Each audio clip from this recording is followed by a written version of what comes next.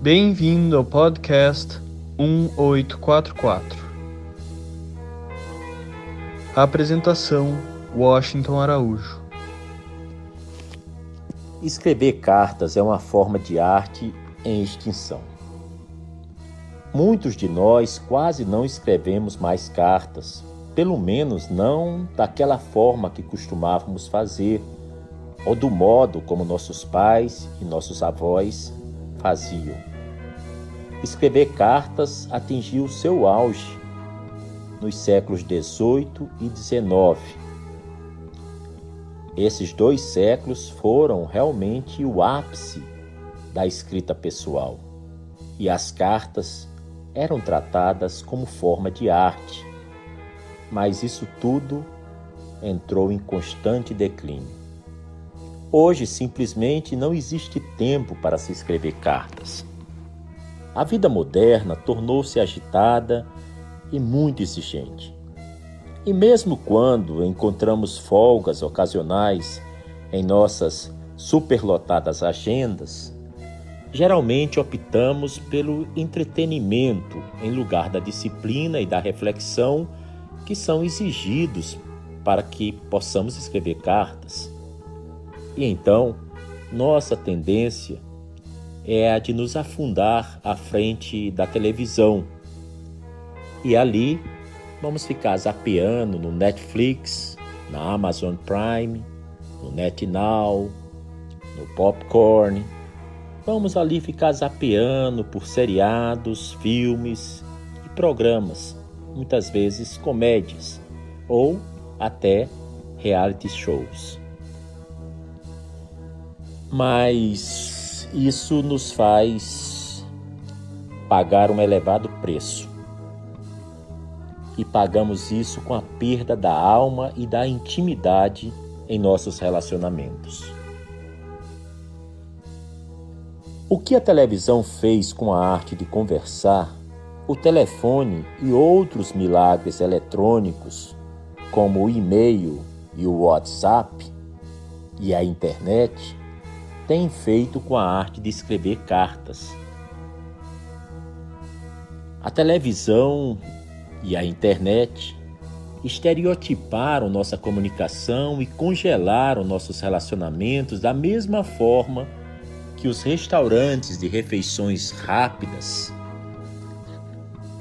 ou de pratos congelados fizeram uma carnificina com a santidade das refeições familiares e já não mais vivemos a essência das coisas. Sim, existiu um tempo em que o almoço de domingo em família era algo sagrado. O pai e a mãe tinham seus lugares pré-determinados na mesa.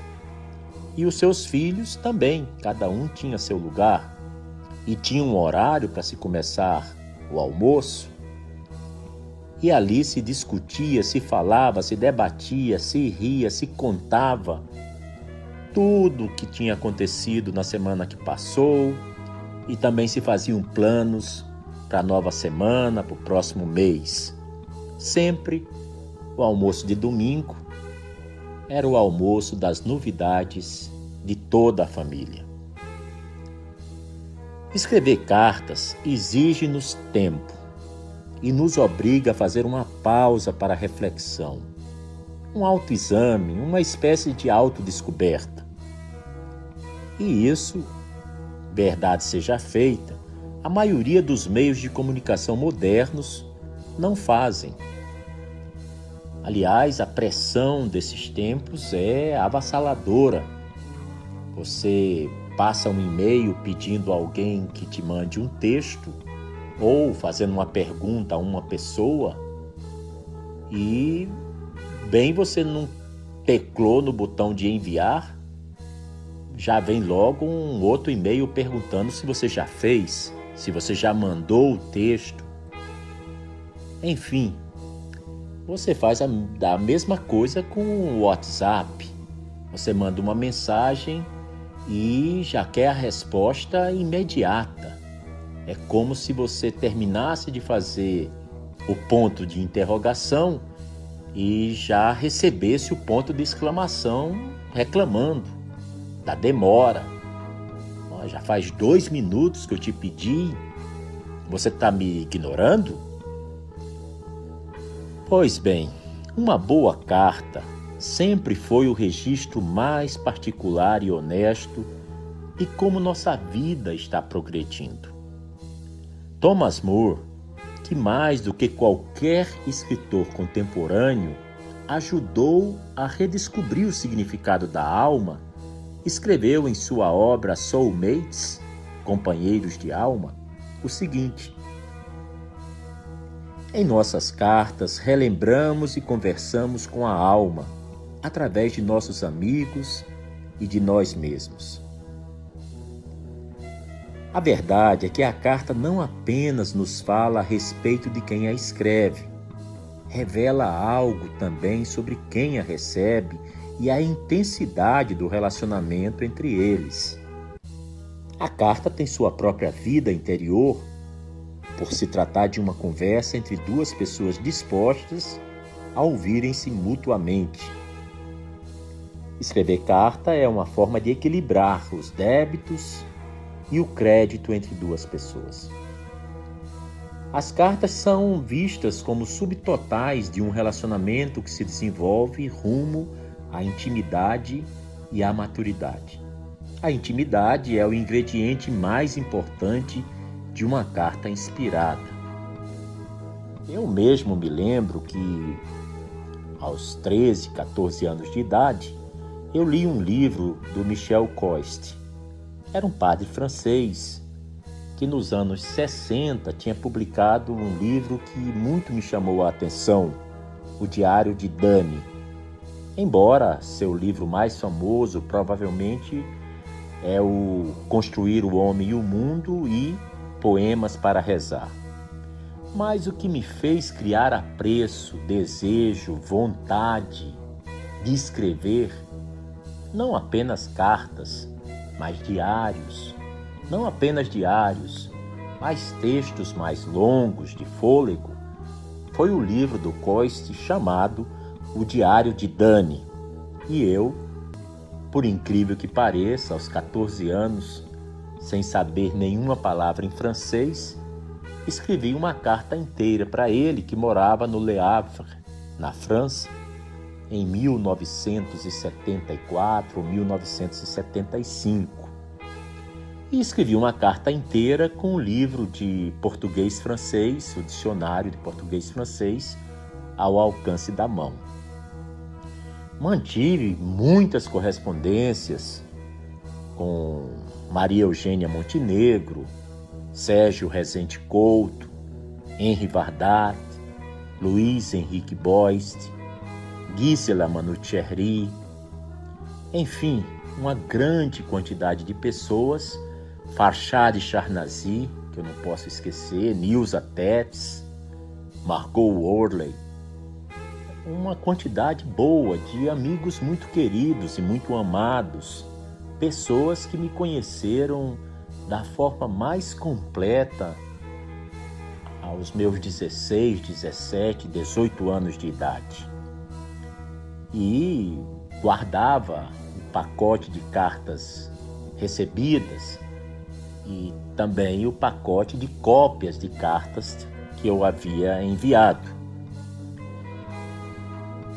Escrever uma carta dessa forma, como estou falando, exige uma mudança de ritmo, um realinhamento da atenção e do foco, e uma disposição de ir além da mera transferência de informação, por se tratar da busca por uma expressão do que se passa, não fora da gente, mas dentro da gente. Estritamente falando, eu posso dizer que comunicar informações não é o mesmo que correspondência.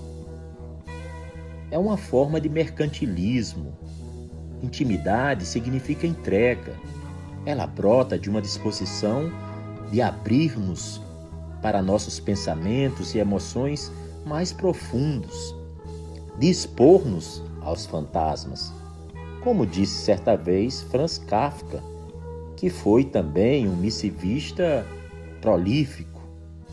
Tem livros de Kafka que são cartas ao pai, cartas a um amigo e assim por diante. A intimidade insiste na reflexão a respeito de quem somos em relação às circunstâncias e experiências que vivemos.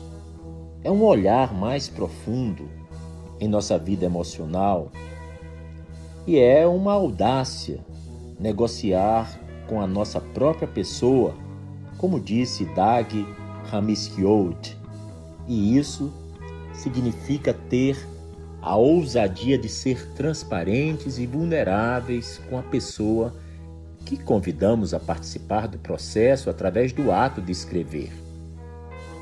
As cartas de uma pessoa, disse Samuel Johnson, são apenas o espelho de seu coração. Seja o que for que se passe, dentro dela está ali, mostrado claramente em seu progresso natural. Numa carta, nada é inventado, nada é distorcido. Percebem-se sistemas em seus elementos. Descobrem-se ações em seus motivos. Johnson continuou: minha alma não fica aberta diante de você nessas páginas verazes? Você não me vê reduzido a princípios básicos? Este é o prazer de corresponder-se com um amigo, quando não há lugar para dúvida e desconfiança, e tudo é dito conforme foi pensado. Pois bem, eu concordo integralmente com essas declarações do Samuel Johnson. O ato de escrever a um amigo ou pessoa querida nos força a sermos honestos e íntimos, porque estamos escrevendo para alguém. Escrevemos com um público específico em mente. Isso ajuda a nos sentirmos à vontade em nossas próprias reflexões e teorias, e de uma forma muito mais profunda do que ao escrever um diário ou um poema, ou até quando estamos conversando no WhatsApp ou no telefone. Isso exige do destinatário capacidade de ouvir, de sentir nosso batimento cardíaco, nosso pulso, e também ouvir a nossa forma de ver o mundo. Como resultado, constrói-se a confiança, cresce então a intimidade. Além da essência e de qualidades íntimas, o Ben Alex, que uma vez publicou um livro sobre cartas que ele considerava inspiradoras ou as cartas mais lindas que ele foi compilando ao longo do tempo, o Ben Alex diz que, além da essência e de qualidades íntimas, uma boa carta precisa também ter forma e estilo estético. Ela não deve ser nem inculta ou grosseira, nem artificial, nem confinada a um único tópico, nem enfadonhamente longa. Agora eu socorro-me de Erasmo de Roterdã, o autor do Elogio à Loucura. Erasmo disse: a forma epistolar favorece a simplicidade, a franqueza, o humor e a espirituosidade.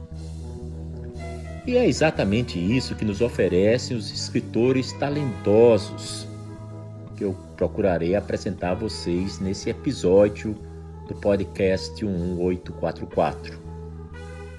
Essas cartas que eu selecionei, elas tratam da disciplina literária que seus autores deram às suas vidas em particular.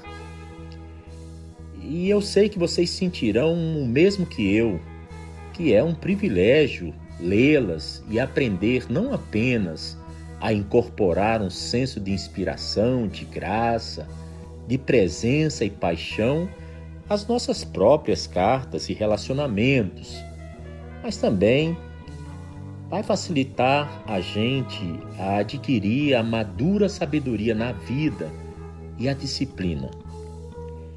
Socorro-me novamente de Thomas More, que disse, em um outro momento, que considerava extremamente estimulante ler a correspondência de artistas e escritores que se revelam de uma forma especial em cartas. Pois sempre, segundo Thomas More, encontro um pedaço de alma revelado de uma forma diferente daquela em sua arte formal.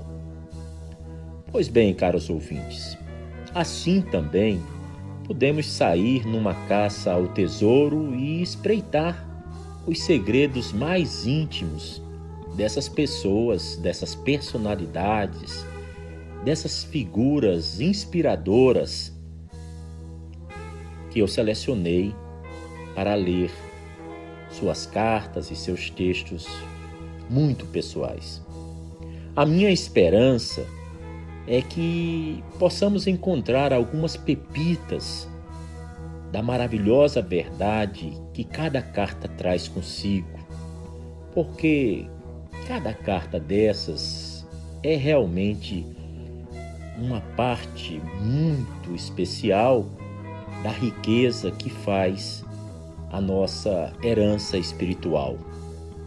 E quem sabe, de quebra, depois da leitura, do conhecimento dessas 9 cartas e de seus 9 inspirados autores, cada um de nós se sinta desejoso, motivado, entusiasmado, com muita vontade de escrever uma carta.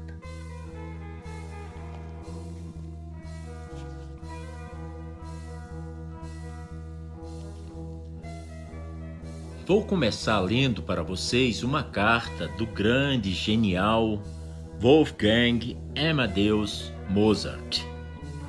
Esse compositor tão famoso tornou-se lendário não apenas por sua música realmente divina e inspiradora, mas também por sua rara capacidade de ter uma sintonia fina com a voz de Deus em sua mente amplamente musical.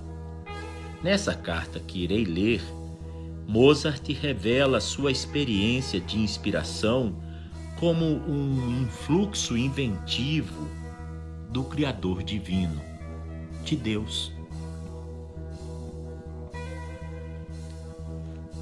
O dom da criatividade. Wolfgang Amadeus Mozart. E quando sou, suponho, completamente eu mesmo, estando inteiramente a sós e de bom humor, por exemplo, viajando em uma carruagem ou caminhando após uma boa refeição, ou durante a noite, quando não consigo dormir, é nessas ocasiões que minhas ideias fluem melhor e com maior abundância. De onde e como elas vêm, não sei. Nem está em mim forçá-las. As ideias que me agradam retenho na memória e costumo, como já me disseram, cantarolá-las baixinho para mim mesmo. Se eu continuar por aí, logo descubro como posso transformar esta ou aquela migalha de inspiração em algo digno, a fim de fazer com ela um bom prato, isto é, de acordo com as regras do contraponto, com as peculiaridades dos vários instrumentos. Tudo isto me abrasa a alma, e desde que eu não seja perturbado, meu tema se amplia, torna-se metodizado e definido, e o todo, mesmo que seja longo, permanece quase completo e finalizado em minha mente, e eu posso examiná-lo como um belo quadro ou uma linda estátua num relance.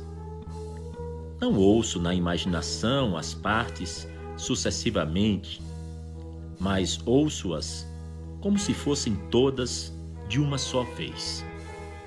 Quanto deleite isso me traz é algo que não consigo exprimir. Toda essa inventividade, essa produção ocorre num sonho vívido e agradável. Mesmo assim, ouvir o Tout Ensemble tocando ao vivo é afinal o melhor. De tudo que foi produzido dessa forma, não esqueço facilmente. E esse talvez seja o maior dom pelo qual tenho de agradecer ao Divino Criador. Quando entro no processo de escrever minhas ideias, passo a retirar do pacote da lembrança, se é que posso usar essa frase, o que foi ali previamente colecionado da forma que mencionei. Por esse motivo, passar para o papel é algo feito com bastante rapidez, pois tudo já está, como eu disse antes, finalizado, e raramente aquilo que estava em minha imaginação é diferente do que eu passo para o papel. Nessa ocupação, posso, portanto, permitir-me ser perturbado, pois seja o que for que ocorra ao meu redor, escrevo e até falo, mas apenas de gansos, ou de Gretel ou Barbel, ou de coisas como essas. Mas a razão pela qual minhas produções tomam em minha mão aquela forma e aquele estilo particular que as tornam mozartianas e diferentes das obras de outros compositores, deve-se provavelmente ao mesmo motivo que tornou o meu nariz tão grande ou tão fino e diferente do de outras pessoas, ou seja, a interferência divina. Pois realmente não estudo nem procuro nenhuma originalidade.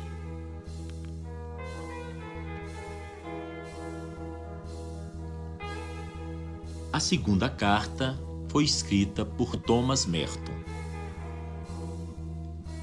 Em 1941, quando Thomas Merton resolveu entrar para o mosteiro, estava preparado para sacrificar seus talentos de escritor em prol da vida contemplativa. Mas seus superiores insistiram que ele continuasse a escrever. A qualidade estilística, na maior parte da extensa correspondência de Merton, quase rivaliza com a de suas obras publicadas. Poucos têm alcançado o sucesso que Thomas Merton obteve em escrever cartas autênticas e fazer disso realmente uma arte.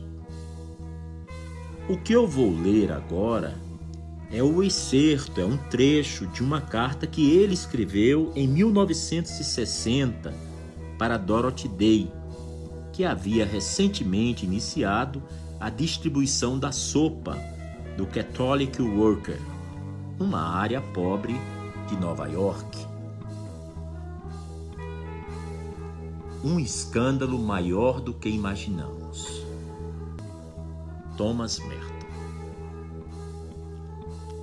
Obrigado por sua última carta e por ter me oferecido a obra de Cassiano. Sim, certamente podemos usá-lo. Não o temos aqui, exceto algumas traduções que imprimimos numa máquina roxo desbotado, e assim mesmo, não muito legíveis. Darei palestras sobre ele brevemente, e sua oferta é providencial. Perseverança. Sim, mais e mais se vê que ela é coisa grandiosa. Mas há uma coisa que não pode ser ignorada. Perseverança não é permanecer em um rumo que estabelecemos em nossa mente e, após descobrirmos que ele está errado, nos recusarmos a sair dele. Nem mesmo é uma questão de agarrar com força e fé cega e não deixar que o diabo dela nos desprenda, embora muitos dos grandes homens de Deus tivessem feito parecer que fosse assim. Na realidade, existe algo ausente numa esperança como essa. A esperança é um escândalo maior do que imaginamos. Estou chegando à conclusão de que Deus, que Ele seja louvado em seu grande mistério, ama e ajuda mais os que estão derrotados e nada possuem quando morrem, pois isto é quase como se eles tivessem perseverado em coisa alguma, mas tivessem gradualmente perdido tudo, pedaço por pedaço, até não sobrar nada além de Deus. Portanto, neste caso, perseverança não é continuar agarrando algo, mas soltá-lo. Isso naturalmente é terrível, mas como você diz tão corretamente, é uma questão de Deus nos agarrar pelos cabelos, onde não podemos ver ou alcançar. Quem pode ver o topo de sua própria cabeça? Se o alcançarmos, isto podemos fazer. Temos boa probabilidade de interferir no que Deus está agarrando. Que Ele nos perdoe. Ó Dorothy, penso em você e nas pessoas derrotadas, e naqueles que nada têm, e nos pobres de virtude, nos paupérrimos, nos que ninguém pode respeitar. Não sou digno de dizer que amo a todos vocês. Interceda por mim, um sujeito pomposo no lugar de gente pomposa e um grande e bobo impostor que tentou ser respeitável e conseguiu. Que engano! Sei, é claro que você também é respeitada, mas tem o direito de ser. E não se atirou à posição mais respeitável possível e depois contou a todos. Não estou preocupado com tudo isso e não me estou flagelando. Apenas acho que, pelo amor de Deus, eu devia dizê-lo. E que, pelo amor de Deus, você devia orar por mim.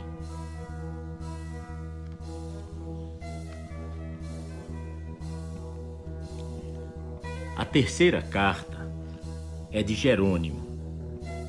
Ele foi um erudito bíblico e doutor da Igreja do século IV e ansiava por promover o ascetismo na Igreja primitiva, após ter tido um sonho no qual um juiz celestial o acusou de mundanismo. Jerônimo deixou o mundo de Antioquia para reunir-se aos eremitas no norte da Síria. Mais tarde, fundou um mosteiro em Belém. Essa carta foi escrita no outono de 374 depois de Cristo, e pouco antes da decisão de Jerônimo de tornar-se um eremita. O deserto, a mais bela de todas as cidades. Jerônimo. Oh, como gostaria de estar presente agora em sua comunidade, e embora estes meus olhos não sejam dignos de contemplar, de partilhar com todo o entusiasmo sua maravilhosa comunhão. Eu estaria então fitando o deserto, a mais bela de todas as cidades. Veria lugares desertados por seus habitantes e invadidos por bandos de pessoas que buscam a Deus. Um verdadeiro paraíso. Mas visto que meus pecados impedem minha pessoa, atormentada por toda forma de transgressão, de tornar-se membro de sua abençoada sociedade, rogo-lhe então, e não tenho a menor dúvida de que você pode fazê-lo, que por suas orações você me ajude a me libertar das tentações deste mundo. Já lhe contei antes, quando estive com você, e agora por carta menciono novamente meu ardente desejo, que minha mente e meu coração estejam inabalavelmente firmados em alcançar isso. Fica por sua conta, então, ajudar-me para que o sucesso acompanhe a minha determinação. Minha parte é demonstrar perseverança e determinação. Sua parte é orar para que eu tenha o poder, bem como a disposição. Sou como uma ovelha doente que se desvia do resto do rebanho. A menos que o bom pastor me tome nos ombros e me carregue de volta ao aprisco, meus passos vacilarão e no próprio esforço de erguer-me, meus pés falharão. Sou aquele filho pródigo que desperdiçou toda a porção que me foi confiada por meu pai. Mas ainda não caí aos pés de meu pai. Ainda não comecei a afastar de mim a fascinação anterior de minha vida tumultuada. Por eu não ter deixado completamente meus pecados e estar em plena luta para abandoná-los, agora o diabo tenta capturar-me em novas redes. Ele coloca novas pedras de tropeço em meu caminho, cerca-me de todos os lados com as águas do oceano e por todos os lados com a profundidade do oceano. Vejo-me nesta situação, não querendo bater em retirada e incapaz de avançar. Minha esperança é que através de nossas orações, o fôlego do Espírito Santo venha soprar-me para a frente e levar-me ao refúgio da praia pelo qual anseio. E ele tinha enviado o seguinte trecho para Nicéias: pois o que seria tão fortemente capaz de nos dar essa sensação de presença, mesmo quando estamos ausentes um do outro, do que poder falar com e ouvir aqueles a quem você ama através da correspondência?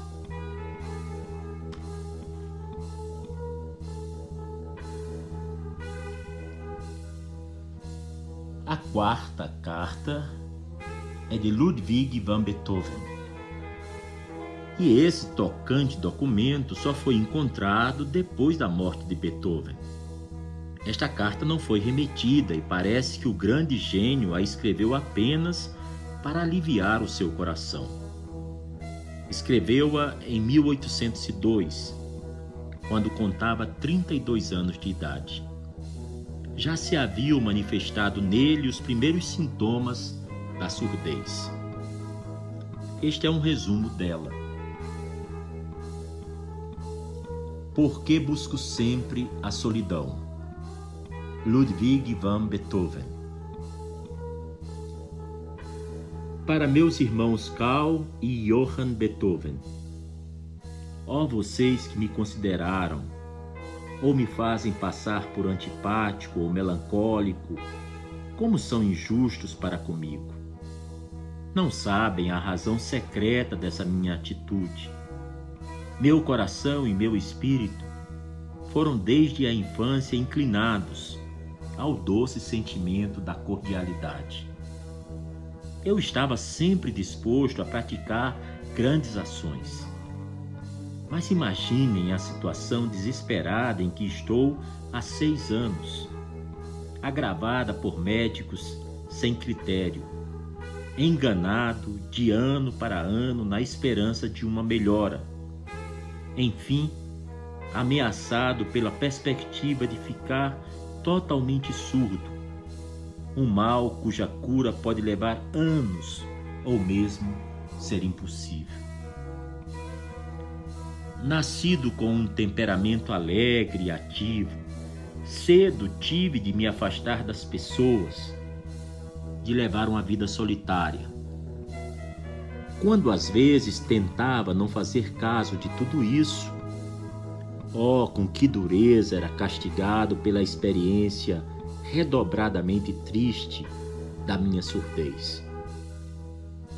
E, entretanto, não me era possível dizer às pessoas: falem mais alto, gritem, que eu sou surdo.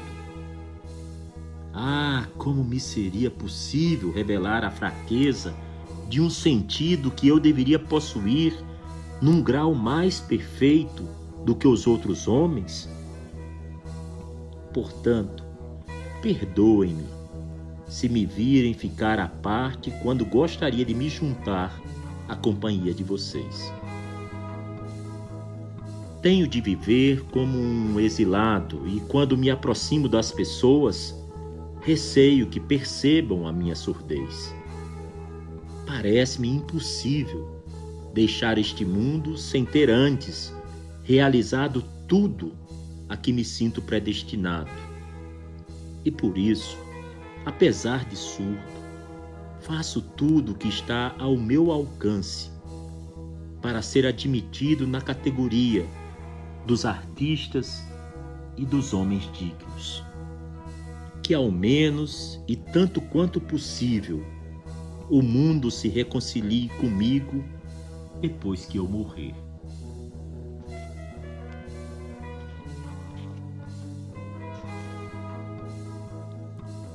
A quinta carta que eu vou ler é do Conde Leon Tolstói. O Conde Leon Nikolayevich Tolstói foi um filósofo, místico e romancista russo do século XIX. Ele escreveu mais de 10.000 cartas. Sua correspondência com a condessa Alexandra Tolstaia ilustra de modo particular o amadurecimento de sua sensibilidade espiritual. Perto do fim da vida, Tolstói teve o papel quase profético de anarquista cristão, com muitos seguidores em toda a Europa. Entretanto, ele renunciou ao tolstoísmo organizado e a todos os bens materiais, inclusive suas propriedades rurais. Tudo isso com o intuito de buscar o reino de Deus através do amor e da luta ascética pela perfeição. Alexandra, a quem Tolstói escreveu a carta que você vai ouvir, e escreveu em 1903, morreu pouco tempo depois.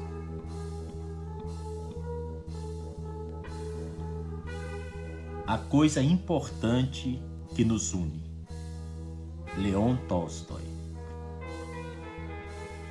Alexandrina, minha cara, bondosa e velha amiga. Tânia Kuzmikaya escreveu-me a seu respeito e sobre sua enfermidade, contando que você está muito fraca e, em nosso julgamento humano, aparentemente perto da morte.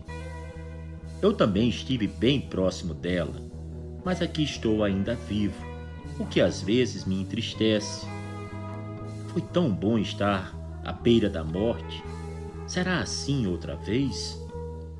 Mas de quando em quando me alegro, porque penso que nossas vidas senis não apenas não são inúteis, como as pessoas pensam frequentemente, mas ao contrário, são de extrema importância em termos da influência que os idosos podem exercer sobre os mais novos.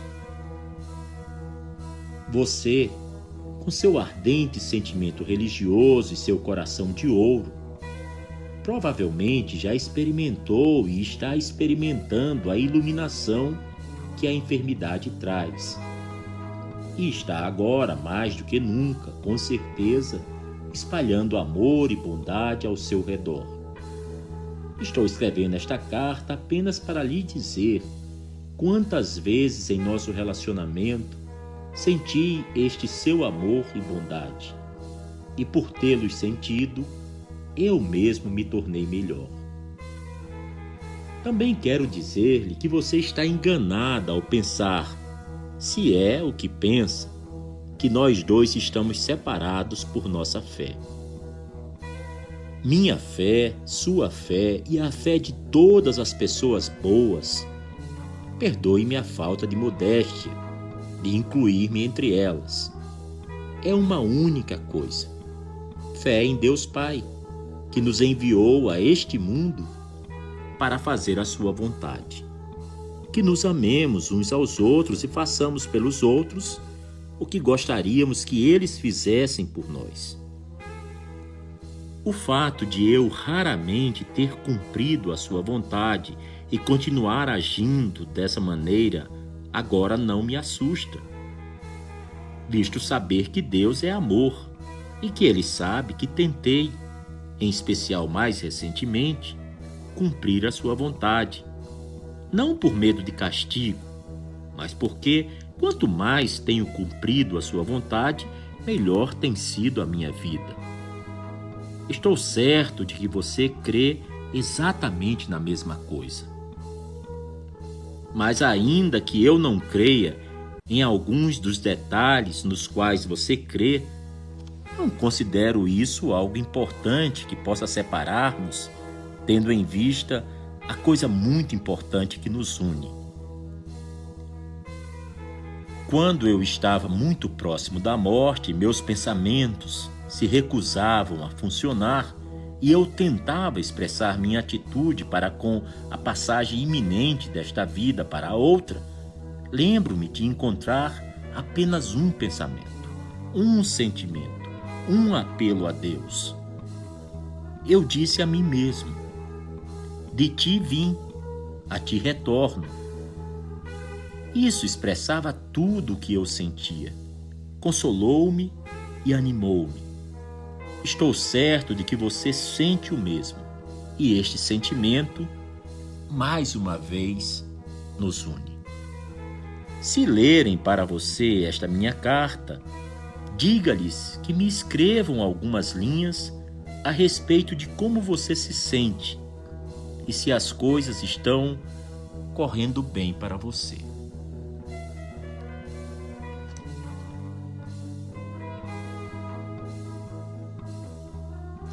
A sexta carta que eu escolhi foi escrita por Etty Hillesum. Etty Hillesum foi uma judia holandesa que trabalhou em Westerbork, um campo de triagem nazista na fronteira entre a Holanda e a Alemanha. Era dali que os nazistas deportavam judeus para Auschwitz. Após sua morte em Auschwitz, em 1943, seus diários foram encontrados e publicados em 1981. Esse livro de Etty Hillesum é considerado tanto pelos judeus quanto pelos cristãos como a obra de uma grande mística moderna. É a notável narrativa da sensibilidade religiosa de uma mulher em seu diálogo com Deus. A carta que vocês vão ouvir foi escrita para uma amiga menos de um mês antes de Etty ser deportada para Auschwitz.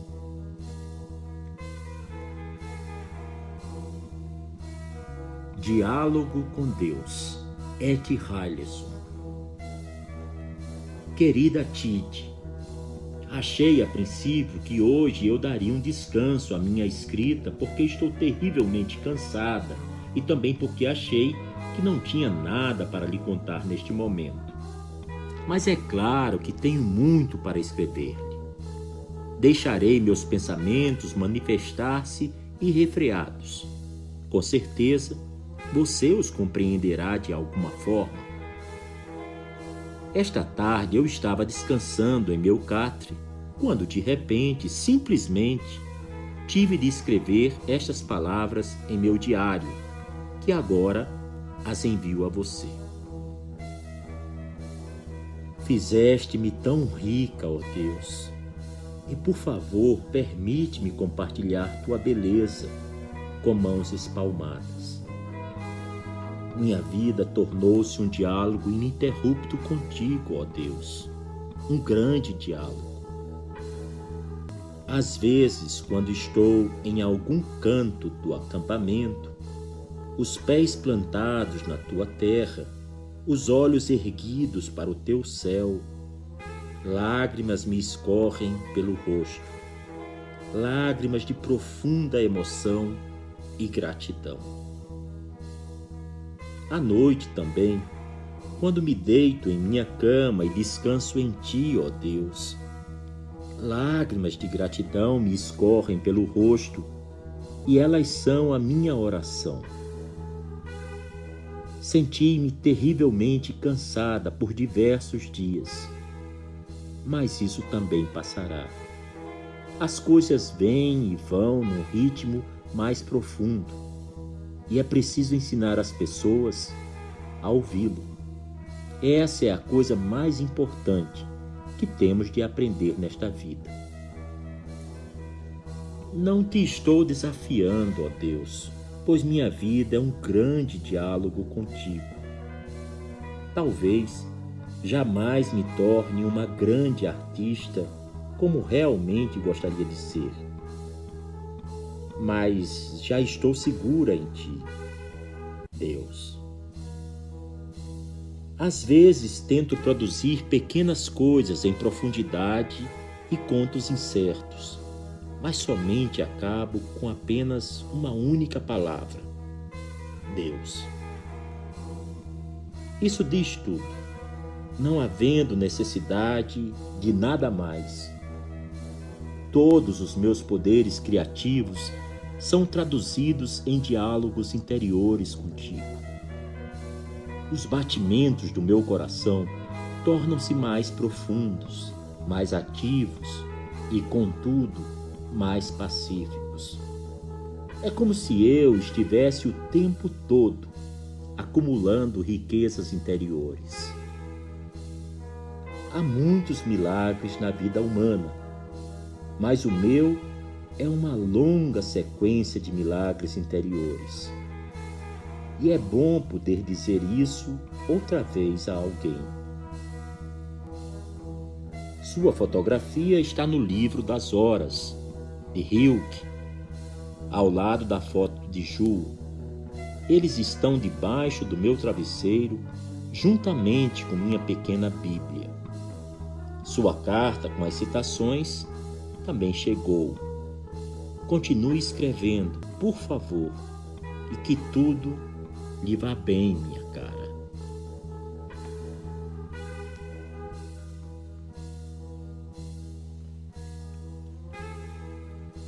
A 7ª carta que eu selecionei foi escrita pelo pintor Vincent van Gogh. Van Gogh foi um dos maiores pintores de todos os tempos.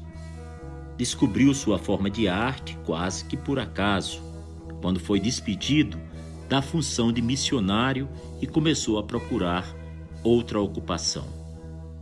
Theo, seu irmão, a única pessoa que se importava com o feio e desajeitado holandês, e nele acreditava, encorajou-o a pintar. Desde o primeiro dia em que Vincent pegou em um pincel, passou a pintar com uma paixão tão grande que conseguiu eternizar impressões e a complexidade da vida em sua arte. Vincent vendeu apenas um quadro durante toda a sua vida, mas após sua morte trágica, o mundo tomou consciência de sua genialidade. Alguns anos atrás, um pequeno quadro seu, intitulado Girassóis, foi vendido em leilão em Nova York por 53 milhões de dólares. O trecho da carta que eu vou ler para vocês, meus ouvintes, pertence a uma carta que Vincent van Gogh escreveu a seu irmão Theo no ano de 1880. Amar muitas coisas. Vincent van Gogh. Acho que tudo que é realmente bom e belo, de sublime beleza interior, moral e espiritual nos homens e em suas obras, vem de Deus. E tudo que é mal e errado nos homens e em suas obras, não vem de Deus e Deus não os aprova. Mas acho sempre que a melhor maneira de conhecer a Deus é amar muitas coisas. Ame um amigo, uma esposa, algo, o que for do seu agrado, e você estará no lugar certo para conhecer mais a respeito disso. É o que digo a mim mesmo. Mas é preciso amar com uma compreensão sublime, com força, com inteligência, e é preciso sempre tentar conhecer com profundidade, melhor e mais. Isso conduz a Deus, conduz a uma fé inabalável. Para lhe dar um exemplo, alguém ama Rembrandt e, observando suas obras, essa pessoa saberá que existe um Deus e certamente crerá nisso. Alguém que estude a Revolução Francesa não ficará descrente, mas verá que também nas grandes coisas existe um poder soberano que se manifesta. Alguém que talvez por pouco tempo faça um curso livre na grande universidade da infelicidade e preste atenção às coisas que se veem com os olhos e se ouvem com os ouvidos e pense sobre elas, também acabará crendo e talvez tenha aprendido mais do que é capaz de dizer.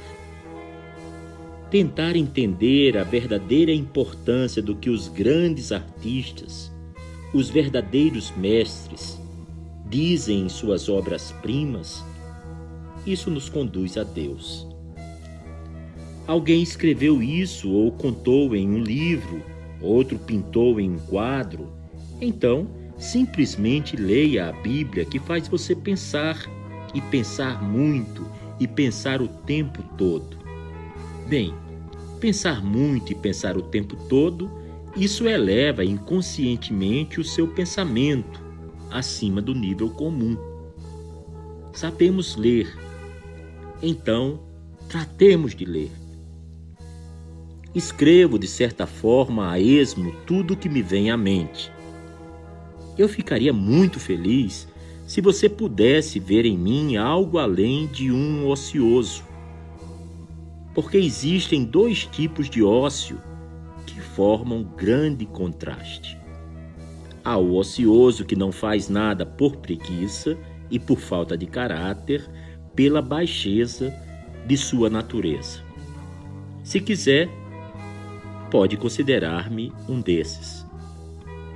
Mas há o outro ocioso, que está inerte a despeito de si mesmo, que é consumido interiormente por um grande desejo de ação, que não faz nada porque está impossibilitado de fazer algo, porque está aprisionado em uma gaiola, porque não possui o necessário para tornar-se produtivo, porque a fatalidade das circunstâncias o levam a este ponto.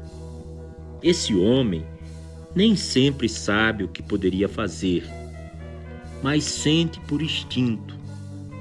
Mesmo assim, sou bom para alguma coisa. Minha vida, afinal, tem um alvo. Sei que poderia ser alguém muito diferente. Como posso ser útil? Que serviço posso prestar? Há algo dentro de mim. O que pode ser? Tentar entender a verdadeira importância do que os grandes artistas, os verdadeiros mestres dizem em suas obras-primas, isso nos conduz a Deus. E os homens são muitas vezes impedidos pelas circunstâncias de fazer coisas. Um prisioneiro em não sei que gaiola horrível, muito horrível. Há também, isto eu sei, a libertação tardia. Uma reputação justa ou injustamente arruinada, pobreza, circunstâncias fatais, adversidade. Isso é o que torna os homens prisioneiros. Nem sempre é possível dizer o que nos mantém trancados, o que nos confina, que parece enterrar-nos. Mas mesmo assim, temos a certeza de certas barreiras, certos portões, certos muros. Tudo isso é imaginação? Fantasia? Acho que não. E então alguém pergunta: meu Deus, essa situação é por muito tempo, é para sempre, é pela eternidade? Sabe o que liberta a pessoa desse cativeiro? Toda a afeição profunda, verdadeira. Ser amigos, ser irmãos, amar. Isso é o que abre a prisão através do poder supremo, pela interferência de alguma força extraordinária. Mas sem isso a pessoa permanece na prisão. Lá onde a compreensão é renovada, a vida é restaurada. Estamos bem distantes um do outro e talvez tenhamos opiniões diferentes sobre algumas coisas. Mas não obstante, talvez chegue a hora, talvez chegue o dia em que possamos ser úteis um ao outro. No momento, aperto-lhe a mão, agradecendo outra vez a ajuda que você me deu.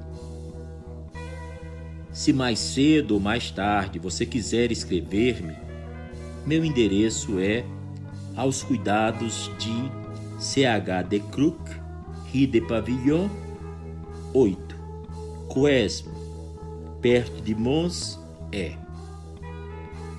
E saiba que uma carta sua me fará grande bem. Sempre seu, Vincent.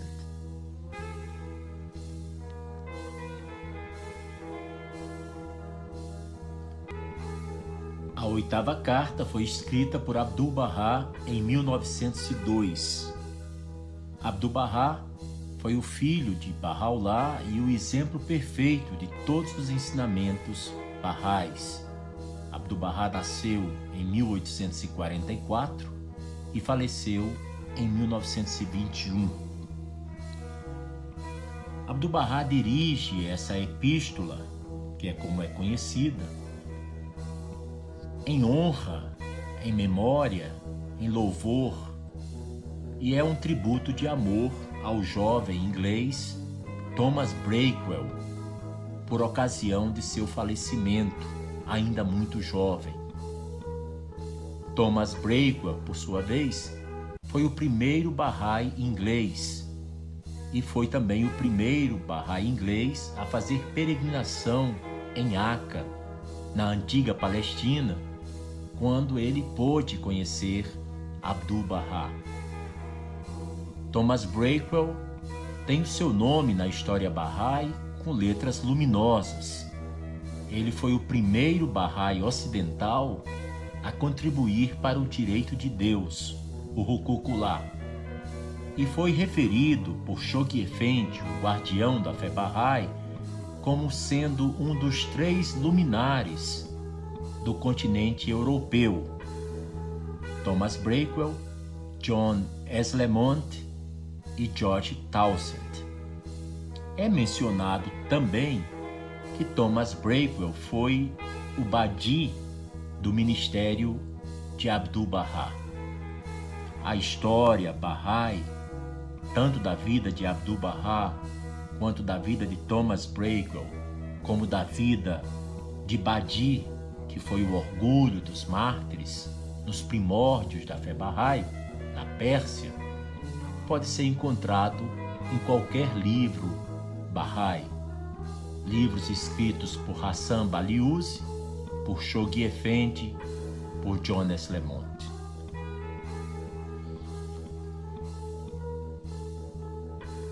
Ó Breakwell, ó meu amado, Abdu'l-Bahá.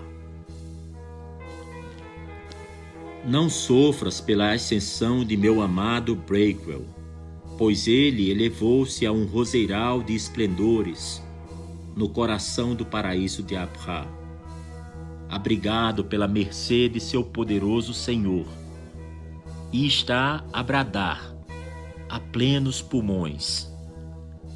Oxalá pudessem os meus saber com que benevolência meu Senhor me outorgou seu perdão e me incluiu no número dos que atingiram sua presença. Ó Breakwell, ó meu amado, onde está agora a tua bela face? Onde está a tua língua eloquente? Onde? teu iluminado semblante? Onde tua resplendente formosura?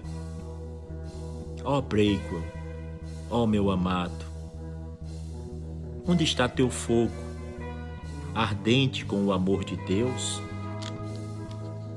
Onde está teu enlevo ante seus sagrados sopros?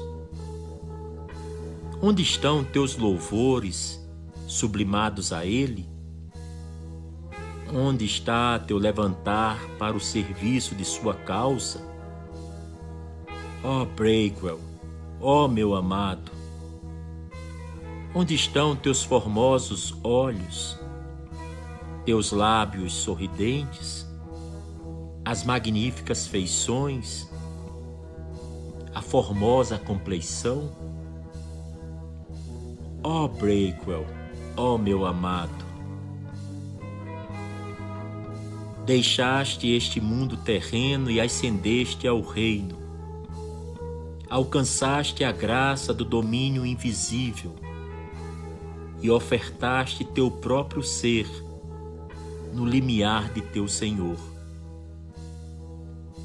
Ó Breakwell, ó meu amado, abandonaste a lâmpada que era teu corpo aqui, o vidro que era teu templo humano, teus elementos terrenos, tua forma de vida neste plano inferior. Ó Breakwell, ó meu amado, ateaste uma flama no interior da lâmpada da Assembleia, no alto. Ingressaste no paraíso de Abra. Encontraste refúgio à sombra da árvore abençoada e atingiste a reunião com Ele no abrigo do céu. Ó Breakwell, ó meu amado, és agora uma ave do céu. Deixaste teu ninho terreno e alçaste voo a um jardim de santidade no reino de teu Senhor. Tu te elevaste a uma posição de plena luz. Ó Breakwell, ó meu amado, teu cântico é agora como um chilreio. Vertes torrentes diversos em exaltação da mercê de teu Senhor. Daquele que sempre perdoa, foste um servo pleno de gratidão, em virtude do que obtiveste um quinhão de beatitude extrema. Ó Breakwell, ó meu amado, em verdade teu Senhor te elegeu para seu amor e te conduziu a seus recintos de santidade. Ele fez com que adentrasses o jardim daqueles que são seus íntimos companheiros e te abençoou com a contemplação de sua beleza. Ó Breakwell, ó meu amado, tu conquistaste a vida eterna e a dádiva que jamais se esvai, e uma vida para deleitar-te plenamente e graça copiosa. Ó Breakwell, ó meu amado, tu te transformaste numa estrela do firmamento superno e numa lâmpada entre os anjos do sublime paraíso. Tu te tornaste um espírito vivente no mais exaltado reino, entronizado na eternidade. Ó Breakwell, ó meu amado, rogo a Deus que te atraia para cada vez mais perto dele, que te tenha junto a si cada vez mais firmemente. Suplico-lhe que te rejubile o coração com a proximidade de sua presença e te inunde de luz e ainda mais luz, e te conceda ainda mais beleza, e te confira poder e grande glória. Ó Breakwell, ó meu amado, em todos os tempos recordo-me de ti, jamais hei de te esquecer. Oro por ti dia e noite, vejo-te nitidamente ante mim, como que em plena luz do dia. Ó Breakwell, ó meu amado.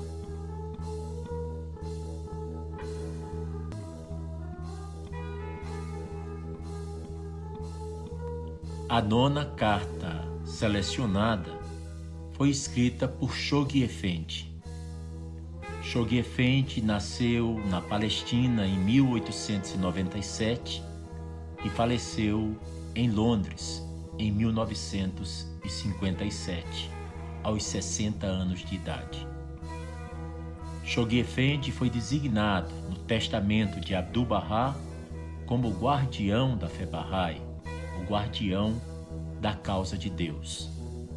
Shoghi Effendi era um homem de visão, um pensador muito original e tinha uma tarefa hercúlea, que era construir o Centro Mundial da Fé na Terra Santa, em Israel. A sua história é muito bem descrita no livro A Pérola Inestimável, escrito por sua esposa, Ruhier Rabbani. A carta que eu selecionei foi escrita por Shoghi Effendi no dia 17 de julho de 1932. Ele havia recebido, enquanto se encontrava em Interlaken, na Suíça, a notícia do falecimento de sua tia-avó, a única filha de Baha'u'lláh, conhecida como a folha mais sagrada, e cujo nome era Bahier Hanum. Ele recebeu a notícia de seu falecimento e ficou profundamente consternado. E a mensagem que ele escreveu e que foi divulgado aos Bahá'ís de todo o mundo é a seguinte: Muito querida folha mais sagrada, através da névoa das lágrimas que enchem meus olhos, posso ver claramente tua nobre figura diante de mim, enquanto escrevo estas linhas, e posso reconhecer a serenidade de teu bondoso rosto. Mesmo quando nos separa a sombra do sepulcro, ainda assim, posso contemplar teus olhos azuis, de profundo amor, e posso sentir, em sua tranquila intensidade, o imenso amor que tinhas pela causa de teu Pai Todo-Poderoso. O apego que te conectou ao mais humilde e insignificante dentre teus seguidores. O cálido afeto que nutrias por mim em teu coração.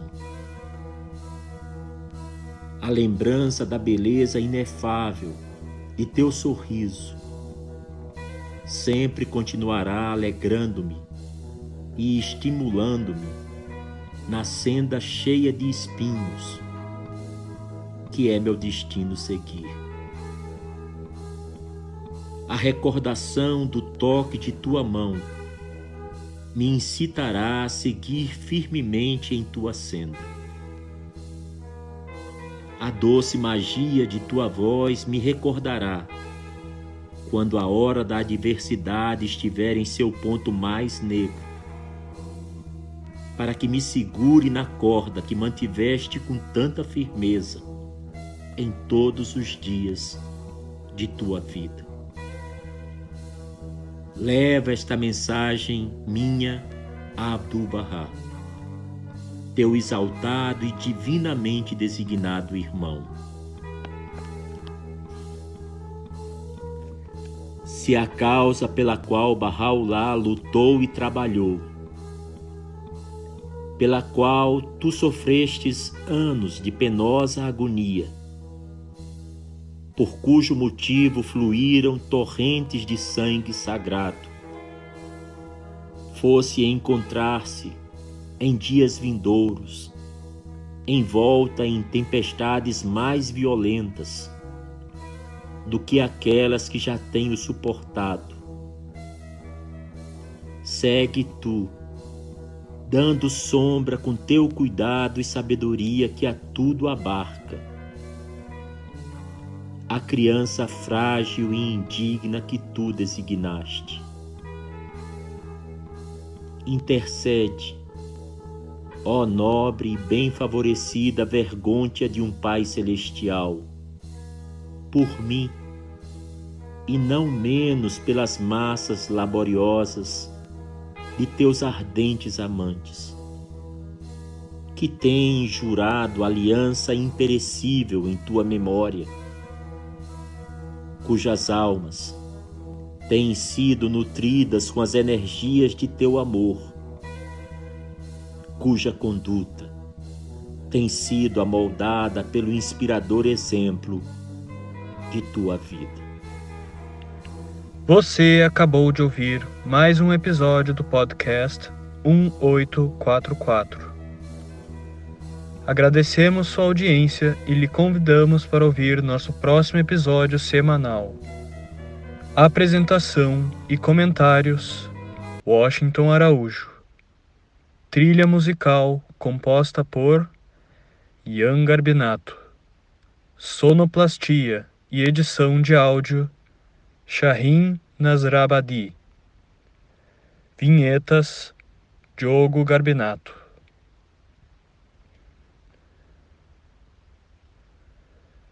Contatos com a produção para comentários e sugestão de temas podem ser feitos através do e-mail podcast1844@gmail.com.